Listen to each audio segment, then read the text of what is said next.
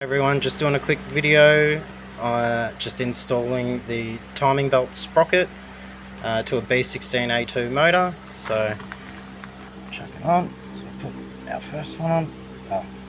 Should just mention that these go on a specific way. That way, a bit of an indentation on that side. That side's sort of convex and that end's sort of concaved going in.